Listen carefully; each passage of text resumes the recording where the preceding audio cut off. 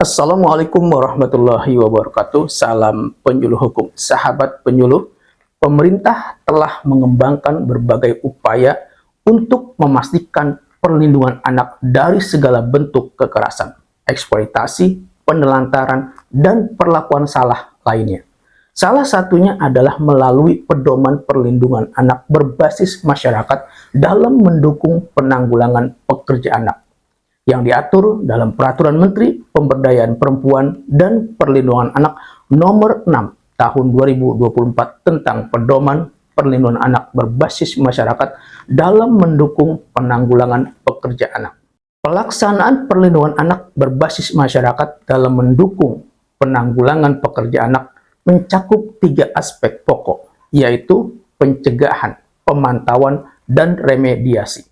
Adapun tujuan pencegahan pekerja anak adalah untuk memberikan kesempatan kepada setiap anak agar dapat menikmati hak-hak mereka dan terpenuhi kebutuhan anak untuk dapat tumbuh dan berkembang secara optimal, baik fisik, mental, sosial, maupun intelektual.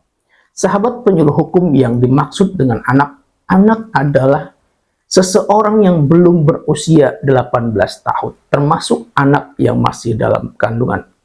Pekerja anak adalah setiap anak yang melakukan pekerjaan yang memiliki sifat dan intensitas dapat mengganggu dan membahayakan kesehatan dan keselamatan anak, serta tumbuh kembang anak secara optimal, baik fisik, mental, sosial, dan intelektualnya. Perlindungan anak adalah segala kegiatan untuk menjamin dan melindungi anak dan hak-haknya agar dapat hidup, tumbuh, berkembang, dan berpartisipasi secara optimal sesuai dengan harkat dan martabat kemanusiaan, serta mendapat perlindungan dari kekerasan dan diskriminasi. Sedangkan yang dimaksud dengan perlindungan anak berbasis masyarakat adalah upaya perlindungan anak secara kolaboratif yang memberdayakan kapasitas masyarakat untuk mengenali, menelaah, dan mengambil inisiatif dalam mencegah dan memecahkan permasalahan anak. Adapun tujuan pencegahan pekerja anak adalah untuk memberikan kesempatan kepada setiap anak agar dapat menikmati hak-hak mereka dan terpenuhi kebutuhan anak untuk dapat tumbuh dan berkembang secara optimal, baik fisik, mental, sosial, maupun intelektualnya. Adapun sasaran pencegahan pekerja anak adalah anak yang beresiko menjadi pekerja anak, yaitu anak dari keluarga miskin, anak yang putus sekolah, anak usia sekolah, dan masyarakat pada umumnya. Sahabat penyuluh, perlindungan anak berbasis masyarakat dalam mendukung penanggulangan pekerja anak dilaksanakan melalui pencegahan, pemantauan, dan remediasi. Remediasi dilaksanakan jika berdasarkan laporan hasil pemantauan ditemukan adanya pekerja anak. Remediasi dilakukan dengan tahapan asesmen, rencana remediasi, pelaksanaan remediasi, dan monitoring dan evaluasi remediasi. Remediasi pada tahap asesmen dilakukan dengan cara melakukan kontak langsung dengan anak, melakukan observasi dan wawancara dengan para pihak yang terkait dengan pekerja anak, mengumpulkan informasi dan bukti tambahan untuk mendukung data awal, dan melakukan analisis, kesimpulan, dan laporan. Rencana remediasi dilakukan dengan cara membuat usulan tujuan dan rencana, rapat pembahasan rencana remediasi, dan finalisasi rencana remediasi.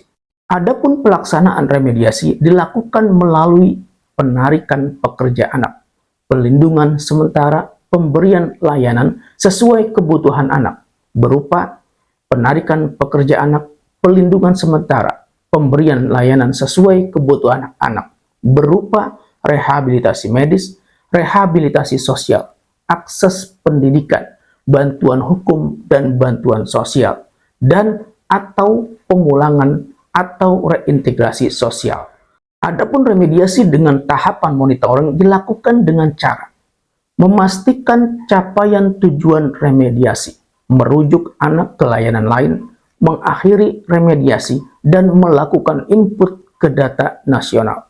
Perlindungan anak melalui pencegahan dilakukan melalui koordinasi lintas kelembagaan secara efektif, efisien, dan terpadu sesuai ketentuan peraturan perundang-undangan mengenai penyelenggaraan koordinasi perlindungan anak. Hal ini dilakukan untuk mencegah dan mengurangi risiko anak menjadi pekerja anak. Pencegahan ditujukan pada anak yang beresiko menjadi pekerja anak. Pencegahan sebagaimana dimaksud berupa pencegahan primer, pencegahan sekunder, dan pencegahan tersier. Pencegahan primer dilakukan dengan cara meningkatkan pengetahuan, kesadaran, dan kepedulian pemangku kepentingan untuk mengidentifikasi pelanggaran hak anak, pemenuhan hak anak, dan mengatasi masalah pekerja anak.